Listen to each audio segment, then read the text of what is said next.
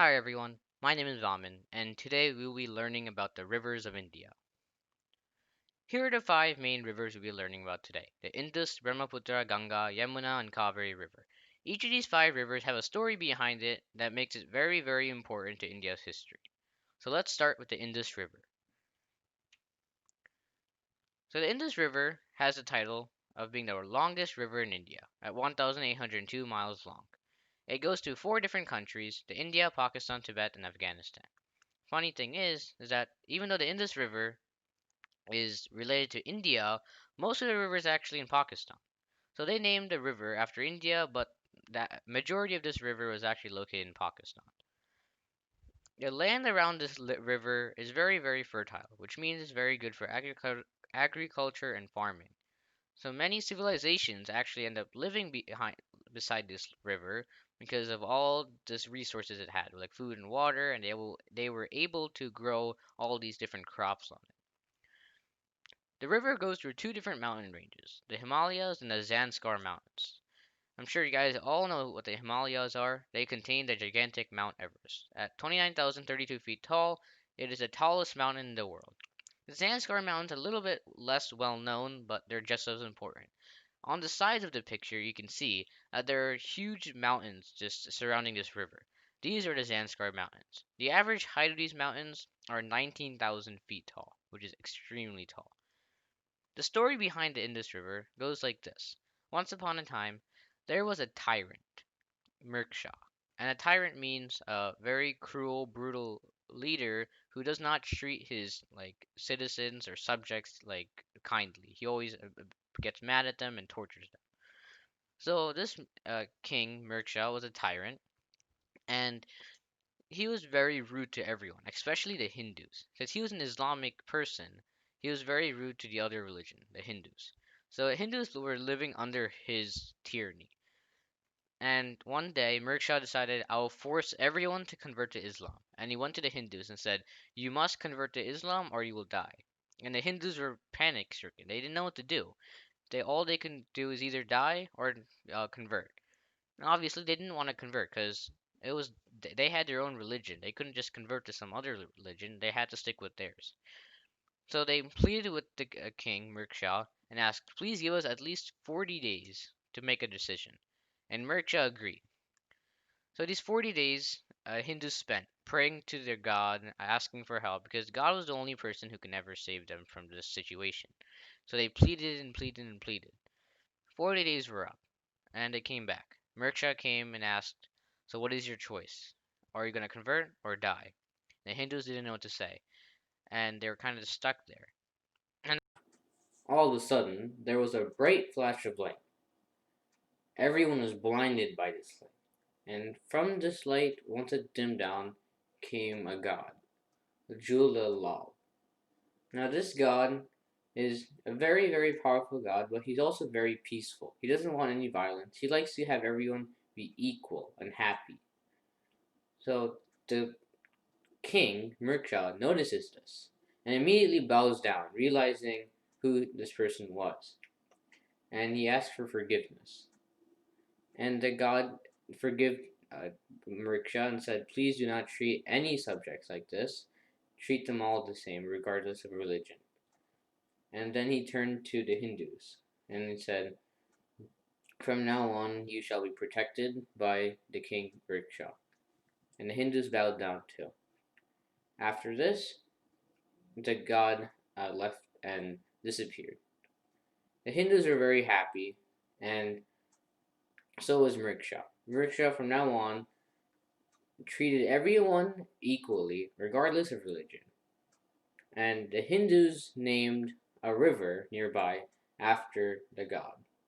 Since he was near the place, Sindhu, they decided to name the river the Indus River. So that's the story of the Indus River. Now let's go to the Brahmaputra River. The Brahmaputra River is tied for the longest river in India with the Indus River. It is also around 1,800 miles long. During the monsoon season, lots of flooding occurs, which means that water, like water in the river overflows during like rain and everything, and completely destroys all these houses and trees because that's how much water comes out. But this allows for everyone to start fresh, start new, plant new trees, make a new house, allow them to just refresh everything. The name of this river means the son of Brahma. The first part, Brahma, means Lord Brahma, and the second part means son. The story behind this river is that once upon a time there was a king, a sage. And this sage had a wife, Amolga. And Amolga ended up having a child with Brahma. And this child decided to take the form of a river. And that's how the Brahmaputra River came to be. The son of Brahma is a river. Let's go to the Ganga River. The Ganga River is the most sacred river in India. I'm sure you guys have all heard of this river. It's very, very important to the history of India.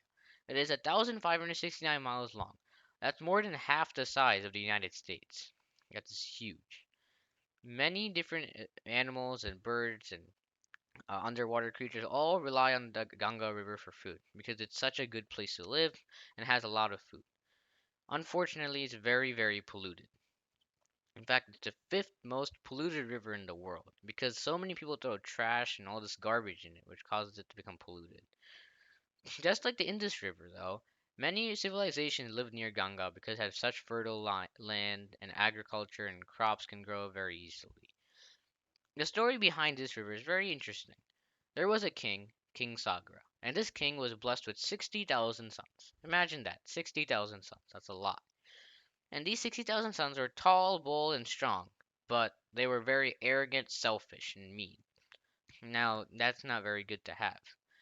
So, these sons were all this like arrogance and stuff, so they wouldn't really listen to anyone. Because of this, they ended up meeting their downfall later on. So King Sagar held a yajna. He let out a horse, and this horse ran on a direction forever. And this horse, as long as it keeps running, the land it passes becomes King Sagar's land. And once someone stops the horse ends up stopping there, and King Sagar must fight the person who stopped that horse. So that horse ran on for a very long time. King Sagar gained lots of land, and all of a sudden the horse disappeared. No one knows where it went. It just like was there, and the next moment it was gone.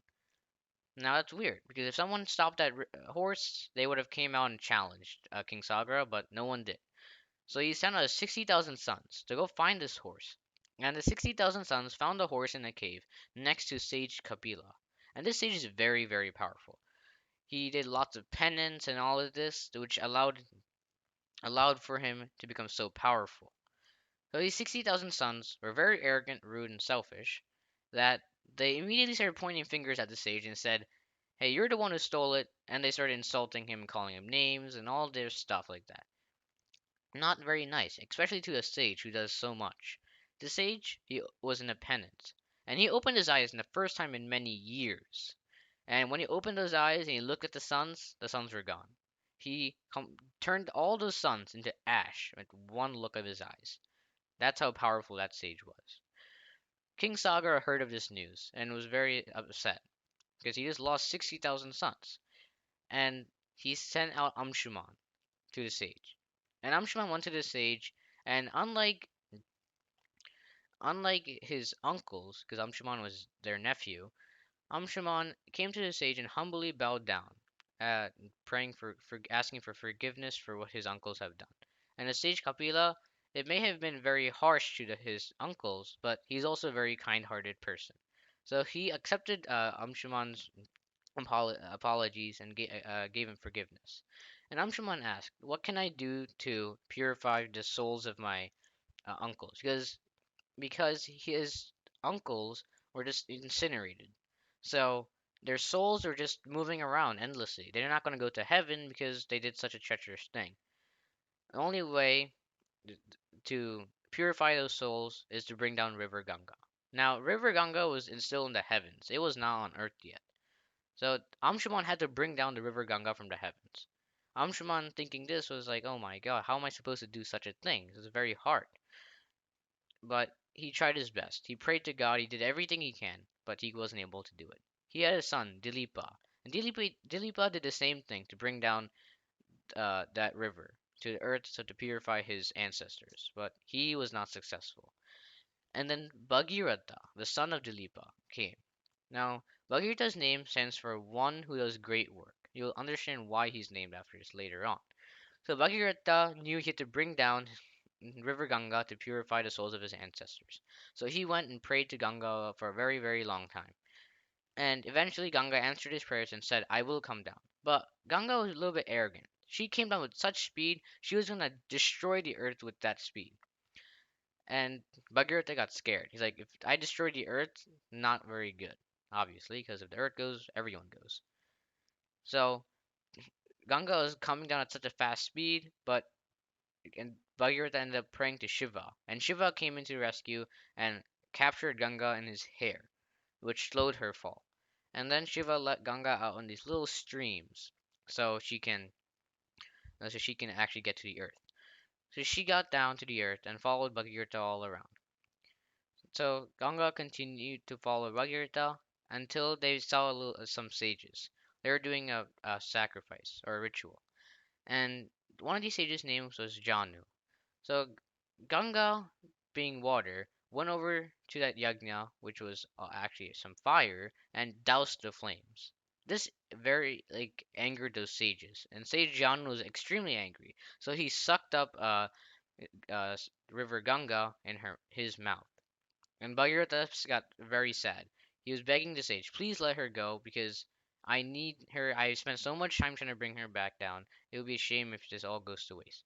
Janu agreed, let Ganga out, and that's how Ganga got the name Jahnavi. That's her other name. Jahnavi means the daughter of Janu. So Ganga continued to follow Bhagirath and found the place where Bhagirath's ancestors were killed, and Ganga flowed over those ashes to purify his ancestors, and then Ganga came down to rest on the earth, and Bhagirath went off to rule his kingdom. So that's the story of the river Ganga. Now let's go to the Yamuna River. So the Yamuna River is 855 miles long. Not that long, it's actually quite short compared to the other three rivers, but just as important. This river actually flows in front of the Taj Mahal, which makes it very important. As you can see in the picture, there's a Taj Mahal in the background and some people boating in the river Yamuna. Unfortunately, this river is the most polluted river in India itself because of so many people throwing trash into it. The story behind this river is that it was known to be the path Krishna used to escape to Gokul. So when Vasudeva was imprisoned in Madura, Krishna was born.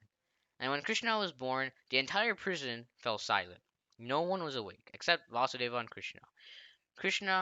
Vasudeva carried Krishna out of the prison where he had to get to uh, Gokul, which is the place he wanted to escape to, and give Krishna to his cousins so they can protect him. So he had to cross the Yamuna River, and he waded across this river to flee to Gokul so he can give Krishna to his cousins, Nandi and Yashoda. And Nandi and Yashoda uh, helped Krishna and protected him until Krishna grew up and came back to defeat Kamsa, which is what he did. So that's the story of the Yamuna River. Now let's go to the last river, Kaveri. The Kaveri River is the shortest out of all of these rivers, but that doesn't make it any less important. It's 472 miles long. It flows from Karnataka to Tamil Nadu, and just like all the other four rivers, the land around the Kaveri River is very, very fertile. So many civilizations were living around this river for its resources. The story behind this river was that there once was a sage, Sage Agastya. So Sage Agastya created a baby because he wanted to have a baby, a child. And this child was created from all parts of the world, all to become one beautiful baby. And this baby was known as Lopamudra. Lopamudra was born to a different person, King Kavera. So Lopamudra ended up growing up and becoming a lady, and she married Agastya, in fact. And Lopamudra only married Agastya because he made the vow to her that he would not leave her for too long, or if she ended up leaving her for too long, Lopamudra would leave. And Agastya agreed, and they spent many years together. Then Agastya got very angry one day. Since she was a sage, he just turned her into some water and ended up leaving her for a little bit too long. And because of this, Lopamudra, since she was water, she fled as a river. and that's how she became known as Kaveri because she was born to a king, which was King Kavera. And that's the story of the Kaveri River. Okay, thank you guys for watching. Hope you guys enjoyed. Hope you guys learned something new about these five amazing rivers of India. Thank you.